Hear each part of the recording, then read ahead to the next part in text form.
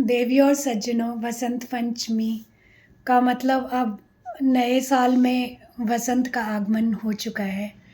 तो बहुत बहुत शुभकामनाएं इस साल के लिए। आपका पूरा ही वर्ष बहुत अच्छा रहे। और चूँकि वसंत पंचमी दिन होता है देवी सरस्वती का, तो हम अब उनको याद करते हैं, उनको नमन करते हैं दिल से। और देवी सरस्वती हैं विद्या की देवी। तो आज हम बताते हैं कि विद्या संवर्धन के लिए, विद्या बढ़ाने के लिए, या लोगों की जो मानसिक कैपेसिटी है उसका संवर्धन कैसे करें। कि छोटे बच्चे हैं या बड़े हैं तो वो अपने मानसिक शक्तियों का कैसे विकास करें जिससे कि उनकी याददाश्त वगैरह सही रहे। तो उसके लिए कई सारे टिप्स मैं आज के इस वीडियो के माध्यम से देने वाली हूँ। योग के दूंगी और दूसरे कई तरीके बताऊंगी।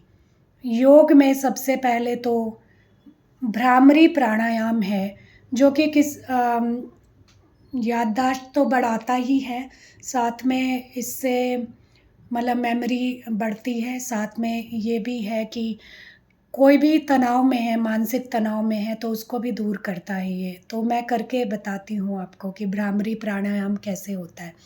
और भी एक बात है भ्रामरी प्राणायाम के बारे में कि ये आप रात्रि काल में भी कर सकते हैं। इसमें खाली पेट होने का कोई नियम नहीं होता। तो इसमें दोनों कानों को बंद करके थोड़ा सा ओम का साउंड करना होता है, जो कि भंवरों की तरह से साउंड निकलती है ओम की। तो मैं करके बताती हूँ। ओम।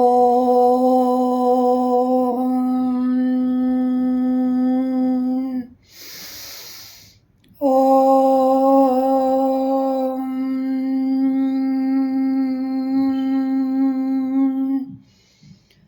तो जैसा कि आप लोग देख रहे हैं कि जो हम ओमकार करते हैं तो ओ थोड़ा सा छोटा होगा, और जब हम मुंह बंद करके म बोलेंगे तो उसकी ध्वनि हमारे माइंड में सुनाई देनी चाहिए, हमारे ब्रेन में, हमारे दिमाग को में गूंजनी चाहिए।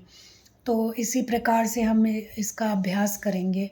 और इसको रात्रि काल में अगर किसी को तनाव है या किसी भी प्रकार का मेंटल डिस्टर्बेंस है तो इसको किया जा सकता है।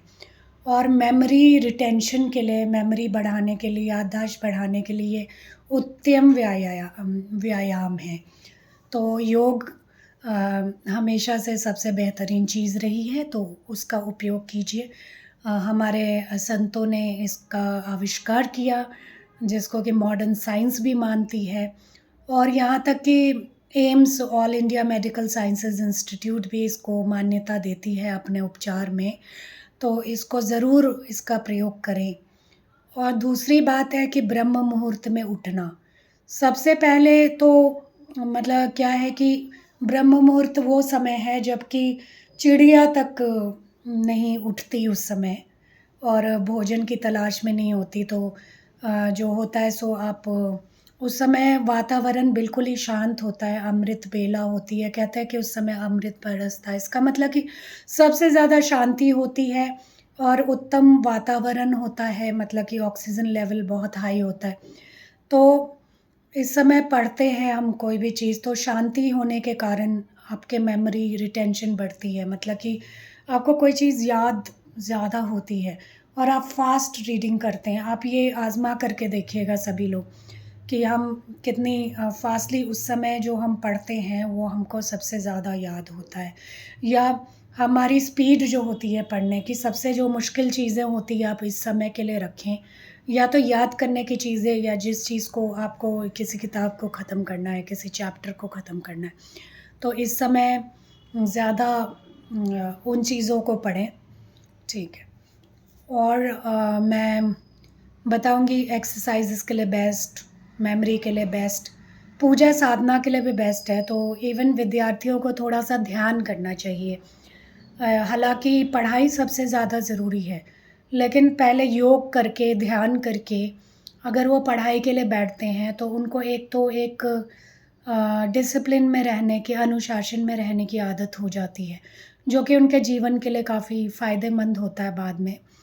और वो चरित्रवान भी बनते हैं और किसी कार्य को कुशलता से करते हैं। जैसे कि कहा जाता है कि योगा कर्मस्य कौशलम, मीन्स कि योग से किसी भी कार्य को हम कौशलता से कर सकते हैं, उसको कुशलता से कर सकते हैं, सबसे बेहतरीन तरीके से उसको कर सकते हैं। तो अम, और हम कहेंगे कि आज पीले पीले वस्त्र क्यों पहने जाते हैं। देवी माँ का भी फेवरेट कलर पीला है, क्योंकि इस समय पीले पीले पल्लव खिलते हैं, पीले पीले फूल खिलते हैं। तो इस समय इसलिए पीले वस्त्रों का धारण किया जाता है, क्योंकि हर समय नहीं ऐसा होता कि पीले वस्त्र हम धारण कर पाएँ। तो और कहते हैं ना कि पीला रंग शुभ भी होता है, हल्दी का रंग भी पीला है। तो पीला पहनिए, मज़ा कीजिए इस वसंत में, वसंत ऋतु का आनंद लीजिए। और जितना आप योग से जुड़ेंगे, जितना आध्यात्म से जुड़ेंगे, उतना ही आप जीवन में खुश रहेंगे। आपको कोई कष्ट भी आ गया, आपके जीवन में कोई दुख भी आ गया, तो आप उसको आध्यात्म से जोड़ करके उससे भली भांति निकल जाएंगे किसी भी समय। आध्यात्म एक सहारा होती है मनुष्य के, कहते हैं कि बैकबोन मतलब रीढ़ होती है। तो जब आप धरातल से जुड़े रहते हैं, उस ईश्वर से जुड़े रहते हैं आध्यात्म के माध्यम से, तो आपको हर चीज़ मिलती है। आप उस ईश्वर की एनर्जी से कनेक्टेड हैं, उनके आभा मंडल से आपका कनेक्शन, आप उन्हीं का हिस्सा हैं। तो उनसे ज़रूर कनेक्ट कीजिए, आप उनसे ज़रूर जुड़िए, क्योंकि ईश्वर हर जगह है, लेकिन हम सभी एनर्जी है, हम सभी का आभा मंडल है। तो उस ईश्वर के साथ कनेक्ट करें। और ब्रह्म मुहूर्त काल सबसे अच्छा होता है, और पंचमी तिथि भी बहुत ही शुभ है। तो अपने बच्चों को माँ सरस्वती की वंदना सिखाएं, और माँ की वंदना करेंगे तो बेहतरीन से बेहतरीन संस्कार सीखेंगे, विद्या का आदर करना सीखेंगे। और हमारे सनातन धर्म की हम जब बात करते हैं तो उससे भी जुड़ेंगे। सनातन धर्म कोई धर्म नहीं है, हिंदू होना कोई धर्म नहीं है, वो तो एक तरीका है, वे ऑफ लाइफ है कि इस तरह से जीना है। तो इसलिए हम हिंदू हैं, हम सनातनी हैं। इसको कट्टरता से ना जोड़े। और हिंदू सिंधु नदी के पास के लोग हैं, बहुत सुंदर लोग हैं, बहुत अच्छे लोग हैं। और सारे भारत के लोग तो वही है ना, सिंधु किनारे वाले, सिंधु से होता है हिंदू।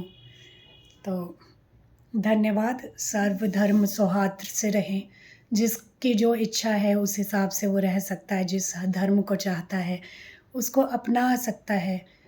हमारे भारत का मूल मंत्र है सर्वधर्म समभाव। तो सभी सद्भावना से रहिए, खुशियाँ बांटिए, क्योंकि होली भी हम साथ हैं मनाते, और दिवाली में भी हम साथ हैं मिठाई खाते। धन्यवाद। नमस्कार।